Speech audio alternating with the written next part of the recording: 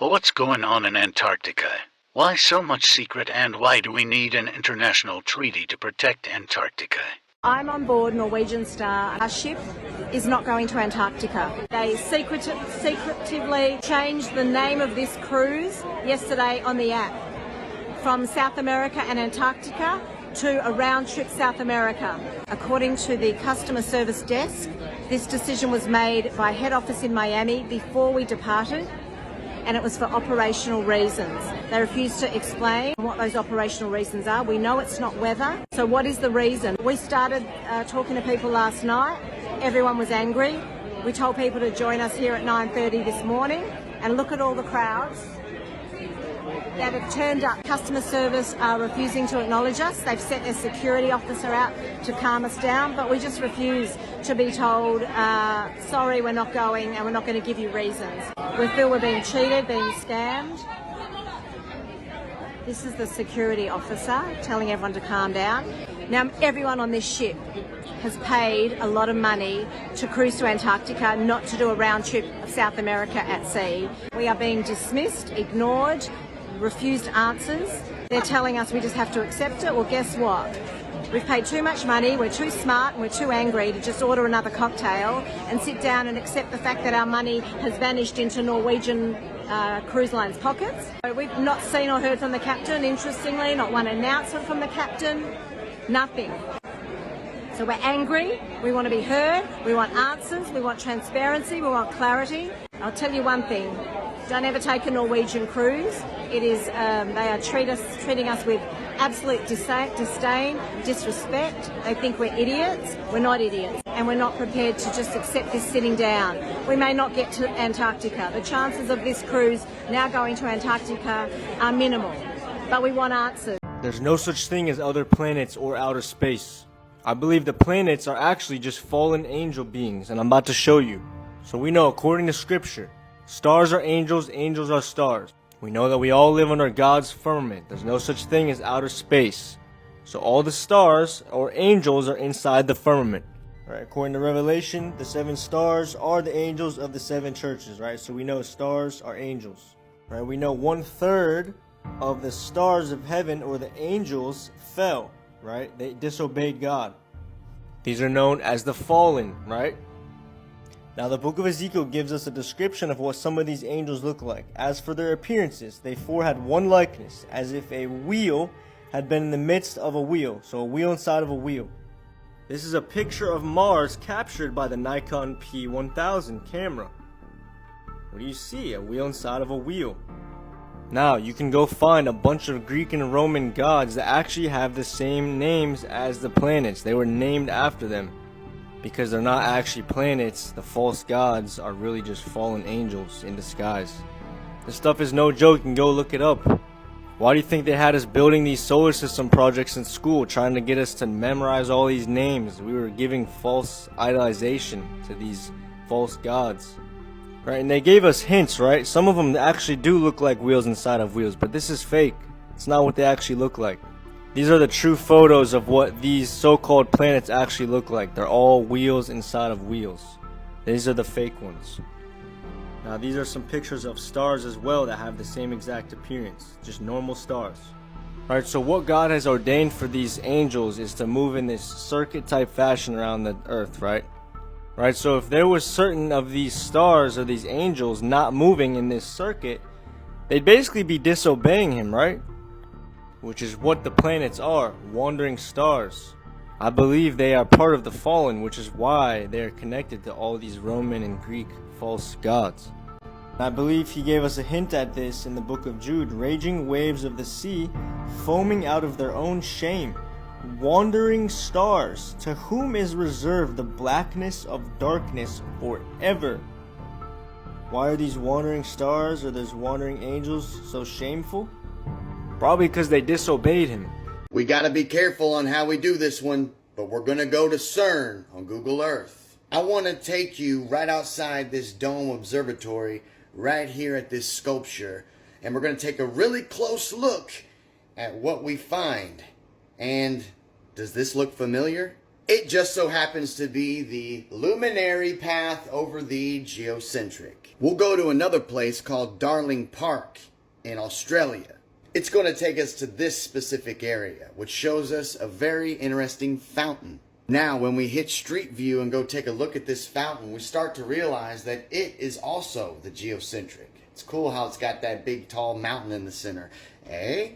Now remember, not long ago, we went to 666 United Nations Plaza, and we went down in Street View, and we took a look around inside of the United Nations to find their flag, right? This specific logo. And we didn't stop there. We started to kind of pilfer around inside this building to find the conference hall, where they also had the logo right there nice and big, and the Pope out here talking to the people. Now, they removed this video, and I'm wondering if it's because I showed other world organizations that actually use the same logo. The health, the weather, the seas, and the land all have the geocentric map as their logo and flag. So it just makes you wonder, why so much geocentrism when it comes to world-leading organizations? And why all over Google Earth are we finding fountains and sculptures that have something to do with the model that supposedly doesn't exist? It's funny, like even like the story of Isaac Newton. So how did he discover gravity? Well, of course he was sitting under a tree and an apple hit him on the head. Children, can I explain to you this? He already knew things fell down. Everybody knows things fall to the ground. That is not how he came up with the theory of gravity. The apple is symbolic of the tree. Once again, the tree of knowledge and good and evil. If you actually look up the old Apple logos, the very first ones, it's literally Isaac Newton sitting under the tree. So what did they change that logo to? An apple with a bite out of it. You guys understand what that means? Do you remember when they sold the first Apple computer and it was $666.66?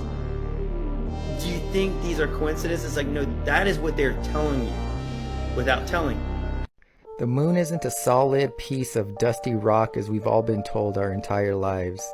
It is actually the lesser light that rules the night, just as God's word says, and is in fact its own light source.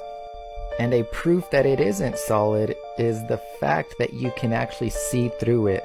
Just like right here, you can see the blue sky through the moon.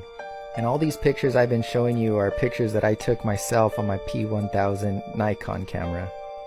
We always see the same face of the moon also. And modern day science says that it is because of tidal locking. Pretty much the Earth and the moon are playing Ring Around the Rosies, and so that's why we always see the same face of the moon. This is actually why they claim that there's a dark side of the moon, because we're always seeing the same face, and they released the most ridiculous footage of the dark side of the moon from quote-unquote deep space. Now look how ridiculous this looks. This is the dark side of the moon, yet you can see the Earth lit up. Come on guys, use your heads. And if the Earth and the moon are in a tidal lock, then how is it that there are these quote-unquote craters on the moon that are facing the Earth? And that's not a point that I just want to breeze by real quick, because point being, if what we're looking at here are craters, how is it possible that anything is striking the moon on this side whenever it's always facing the Earth? And the moon isn't actually rotating like we've been told, but rather it turns like a wheel. Now that sounds crazy, but look at this spot up on the top just for reference, and this picture was taken around 6:30 p.m. And we'll just say that's roughly 12 o'clock. Now this one was taken at 9 o'clock p.m., so less than 3 hours later, and you could already see this spot is around 2 o'clock. And by 12:30 a.m. you can see that same spot, it's already past 3 o'clock. And that's why we always see the same face, because it's turning like a wheel. It's not doing this and tidally locked to the Earth. It is stated also that the reason why there's day and night is because of the rotation of the Earth. I'm going to show you some quick footage of a high altitude camera, and you tell me if it looks like we're spinning. Are we spinning, guys? Check this out. The sun on one side, the moon on the other. How is this even possible? On a globe, if we're on a globe, look at that nice flat horizon. So calm. You are not spinning out of control. Flying through infinite space. The earth is stationary, just as the Bible says, and it's on a foundation.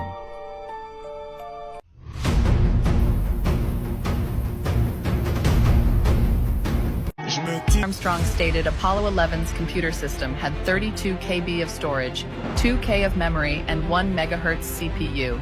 Can you imagine streaming live video from this organizer that has 3 MB of storage, 256 K of memory, and 8 megahertz CPU while sending the feed 238,900 miles?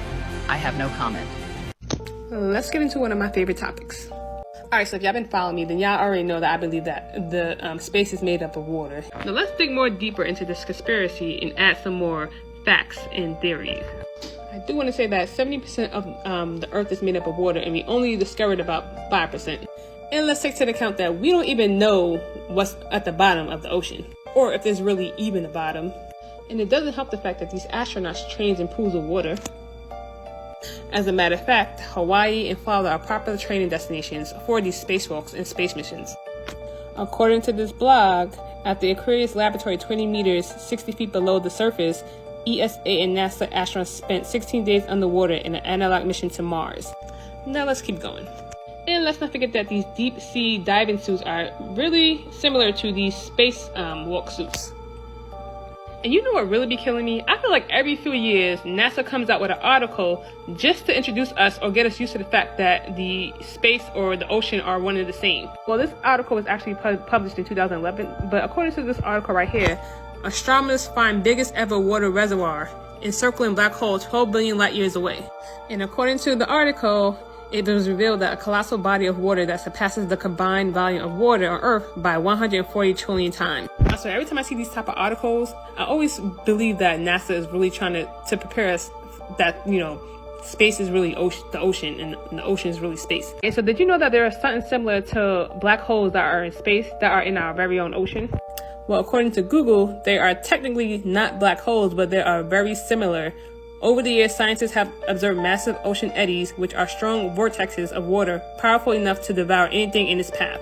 And let's throw in UFOs. Oh, and by the way, this photo was taken in 1952 in New Jersey. But did you know that USOs were a thing? Yes, USOs, which are short for unidentified submerged objects. And USOs was first classified by the US Navy as whales, sharks, and other sea creatures that can interfere with ship maneuvering, sonar operations, and oceanographic research. But as the years went on, there have been numerous accounts of people spotting or claiming to see UFOs submerging out from the ocean. My thing is, what if these UFOs are not coming from outer space or out from the sky? What if they're actually coming from deep within our own oceans, and they're submerging from our oceans and flying up to the sky, and we thinking like, oh, a UFO, you know, it came from out the sky, but it actually came from the ocean. Which kind of makes sense, because in the Bible, they talk about the firmaments and the waters above, and how we cannot break the firmaments and we cannot get through it or pass it. And not only that, the Bible is not the only, you know, book that speaks about the firmament. In other cultures, they also speak about the firmament as well. Is it a coincidence? Sometimes I don't believe in coincidences. Now, let's not forget about Operation Fishbowl, where our own government shot a series of nuclear bombs straight up into the sky. Now, they claim it was just for nuclear testing, but people theorized they was trying to break through the firmament. So like I said, what if these UFOs are not coming from the sky or outer space? What if they're actually coming from the ocean or inner space? And by the way, they say that the ocean is a portal to space. And if you want to throw in the Bermuda Triangle, I mean, that doesn't make it any better either. I mean, I can keep going. And the Bermuda Triangle is a whole nother topic in its own. Gravity just got debunked, again. Observe this guy trying to sink the anvil in Mercury. It's not possible due to the fact that Mercury is more dense than iron. This is why things fall, because they are denser than air. If it's lighter than air, it will float. So let's set it in here and see if it floats. Okay, it doesn't seem to want to stay upright. I'll just let it tip over. There it is. It's floating. Look at that. The iron anvil floats because mercury has a density nearly twice that of iron. In fact, due to the density ratios, the iron actually floats better than wood does in water. The iron anvil floats because mercury has a density nearly twice that of iron. In fact, due to the density ratios, the iron actually floats better than wood does in water. The iron anvil floats because mercury has a density nearly twice that of iron. In fact, due to the density ratios, the iron actually floats better than wood does in water. The iron anvil floats because mercury has a density nearly twice that of iron. In fact, due to the density ratios, the iron actually floats better than wood does in water. The iron anvil floats because mercury has a density nearly twice that of iron. In fact, due to the density ratios, the iron actually floats better than wood does in water. The iron anvil floats because mercury has a density nearly twice that of iron.